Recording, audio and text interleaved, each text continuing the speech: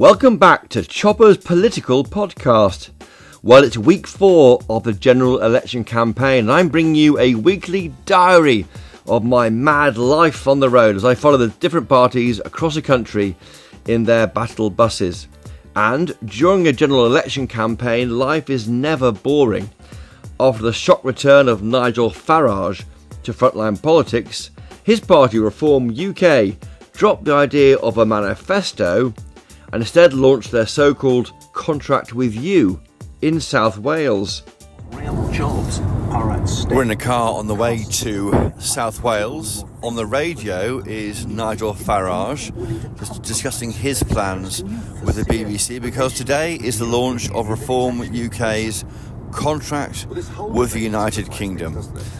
Nigel Farage just said he thinks he can be Prime Minister after 2029. Let's wait and see. This is the moment, I think, when Farage will finally get the scrutiny he needs to have if he wants to be a significant force at this general election. He needs to stop being an opposition party and one which can try and look as though it can form a government at some point. Not this time, but maybe at the end of the decade. That's his plan. Good afternoon, everybody. Well, guess who's back? Back again! Well, we're driving out of Gurno now, where we were. There's a part in Merthyr Tydfil.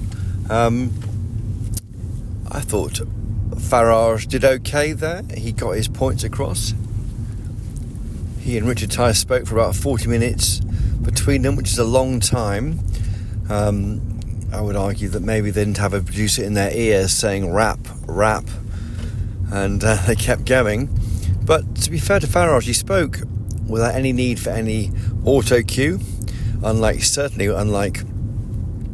Starmer, Ed Davey, and I think Rishi Sunak. So he knows his onions. He's learnt them in about 2 or 3 weeks since he became Reform leader. So I think it was a confident performance by Farage.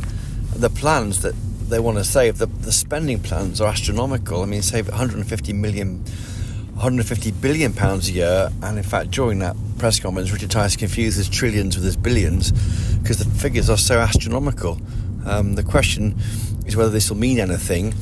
The Institute for Fiscal Studies, which is normally trusted by Westminster to approve spending by parties and mainstream parties, thinks the figures don't add up. Michael Gove, of course, he's still a cabinet minister, but he's not standing in this election. He says that Nigel Farage is part of a great entertainment machine. He's not someone who can govern this country. Reform is a giant ego trip, he says, not a serious programme of alternate change. And the Tories are saying simply that a vote for reform risks delivering an unaccountable Labour majority. And that's because, of course, many of the plans, the ideas, the policies within our country with you, this contract from Reform, I think are aimed squarely at Tory voters. And that's why I've been calling it a Tory manifesto on steroids. They appear to have found things that they quite liked under the Tories and then amped them up to the maximum. And that's the contradiction in Reform. They are launching this in Merthyr Tydfil to draw attention to Labour mismanagement of parts of Wales, and yet the manifesto is aimed, for me, at Conservatives. Now that is denied by Nigel Farage. He says that in fact many people who are Labour supporters would vote for this platform for change, such as trying to get off benefits, a hard line on benefits, and rewarding work by lifting the tax-free threshold to £20,000 a year. That's his idea. But for me, this contract from Reform UK is aimed at one thing, and one thing only, really: killing off the Tories. Well, it's Tuesday, and today we're on the Conservative battle bus on our way to Clovelly in Devon, a lovely seaside village where Sir Geoffrey Cox, the Tory candidate and a former Conservative Attorney General, will meet us. He plans to jump on a boat with Rishi Sunak, and go for a quick tour in the open sea. I wonder if he'll catch any lobsters. So we're here now in a barn with some farmers waiting for a question and answer session with the Prime Minister. David Cameron's there. They've just walked up a field. We've been waiting there. It's very incongruous with this Tory battle bus parked in the field, journalists wandering around. I'm in a suit, looking like I should be at work in Parliament, not in a field. Now I'm in a barn. Rather embarrassingly, all the sheep ran away from, well, both David Cameron and Rishi Sunak. A bit like the voters, I'm afraid. Do you want to go in now? Yeah, we can go in now. Not that keen on Rishi Sunak, are they, sheep? Let's have a listen to what the PM, Rishi Sunak, has to say to farmers here in North Devon. So David Cameron's walked in just now with Rishi Sunak behind.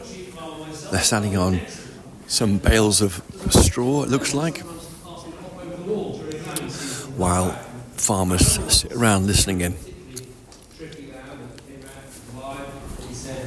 Thank you, Prime Minister. I'm going to call that one Dave, and I'm going to charge a premium. And so I was very excited to get back the following week, and I said, how's Dave doing? And he said, oh, Dave's doing great. And I thought, well, where is he? And pointed out this field. There were 200 lambs. And I said, which one's Dave? He said, oh, they're all Dave. I'm delighted to be introducing our Prime Minister, Rishi Sunak, and I just want to say two things, because you're here to listen to him. The first is that he took over our country as Prime Minister at an incredibly difficult time. These twin icebergs of COVID. The PM is now taking questions after David Cameron spoke, standing on a bale of straw while farmers listen on from North Devon.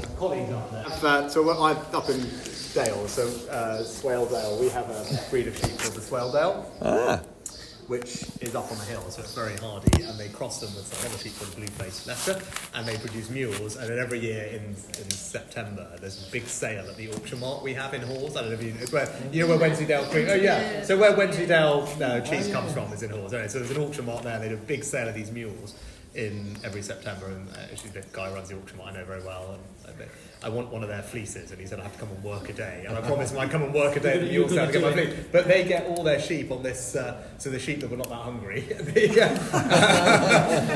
were somewhat running away from you. Yeah, no, well, I think they thought we were their shearers. I think that is the shearing pen normally, so they're like, yeah, no thanks. Well, we're here on the bus. It is, checking my watch, Wednesday morning. I got back late last night at around 11 at home. I was up at 5 a.m. today to get to Liverpool Street, and now we're off to East Anglia. I think we're going to Sizewell C power station. I'm a bit confused because the Tories are pushing a moral mission to cut taxes when we're going to a nuclear power station. I think that's what's happening. I'm sure it'll work out soon. So again, it's my second day on the Conservative battle bus. I'll be with Labour more next week. We've been listening to Rishi Sunak answering questions from Nick Ferrari at LBC on the way.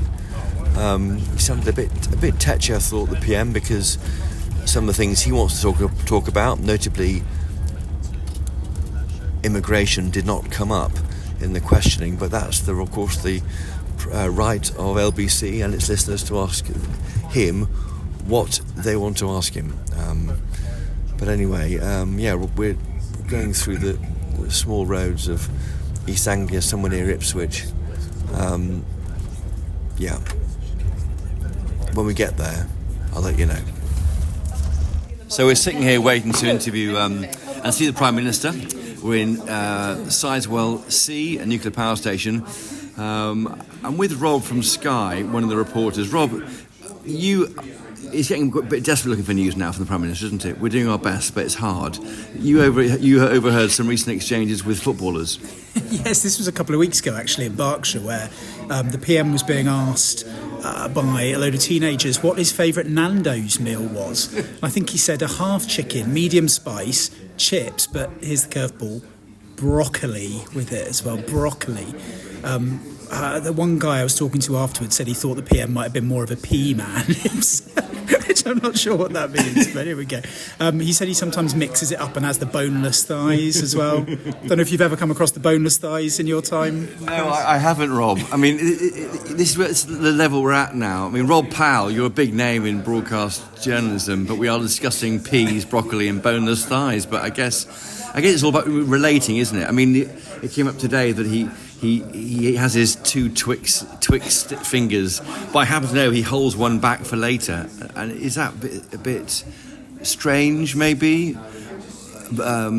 What is that holding back the extra? I think sometimes little things like that, people can relate to it, right? I think most people would, as we said, how on earth does he do that? If I have a Twix, I just guzzle two of them straight away. But putting one also, does it get a bit like claggy?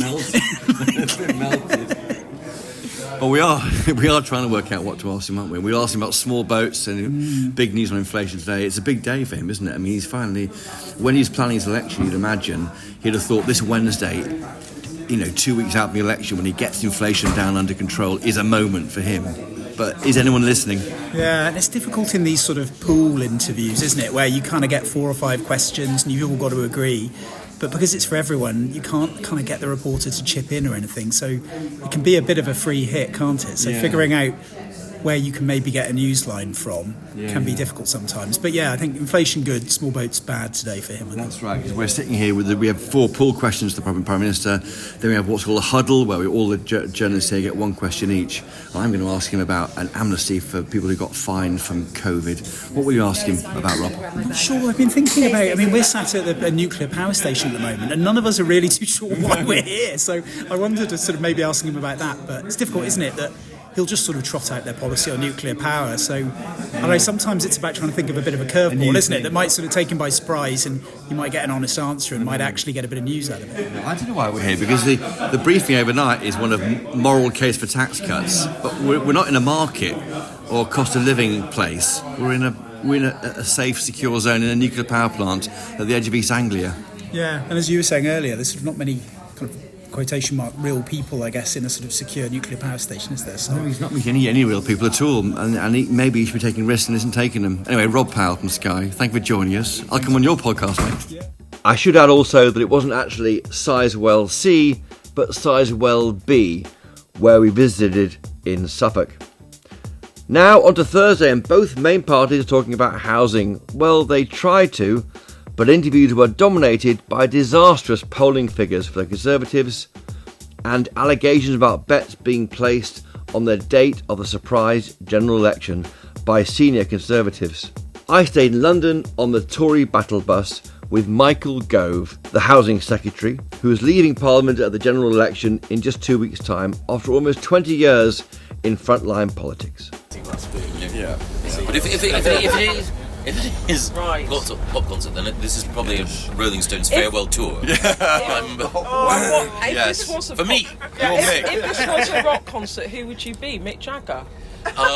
Snake hips go. Well, you do dance. You like a bit of a move like Jagger. I think probably I would be Mick, and Jeremy Hunt would be Keith. Yeah. Okay. So if I can go first. Okay. So people say that people like you, Big Beast, if I can call you Big Beast, have been hiding away and not doing enough heavy lifting to help Rishi Sunak turn the polls around. Is that right? Or are you been out about away from the cameras? Oh yes. So I've done. Speaking personally, I've done a morning round today on my issue housing, on the Housing Day. Spoke at the manifesto launch. Spoke at the debates, and I've been campaigning in Surrey Heath for my successor Ed McGuinness, and elsewhere, mainly in the southeast, but a little bit in Scotland. Okay. And then next week I'm going to Bournemouth and Teesside and Derbyshire and Leicestershire.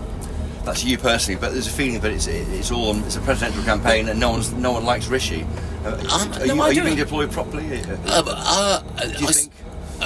For myself, yeah. But I think Jeremy's been doing a series of broadcast rounds. He's at the Times CEO Summit today. Okay. James Cleverly, I think, has been very prominent in the race. Mel, Grant, I think the whole team, actually. Yeah. Okay, fair. But it's not working. But we'll see. Well, the polls are not working. Well, that's it. Thank you for listening to Chopper's Political Podcast. I tweet at Christopher Hope on X, and you can email me chopper@gbnews.uk. If you've enjoyed this podcast, please do tell your friends, and if you really enjoyed it, please do leave a 5-star rating and a review on Apple Podcasts or Spotify. It helps other people to find this show. Thank you as ever to the brilliant team of GB News colleagues behind this podcast: Mick Booker, Jeff Marsh, Rebecca Nunes and George McMillan. And most importantly of all, thank you to you for listening. If you want more Chopper in your life, and frankly, who doesn't, catch me during the week on GB News and at midday on Wednesdays when Parliament is sitting for PMQs Live. And please do keep up to date with all our best political reporting on our website, gbnews.com. Until next time though, cheerio!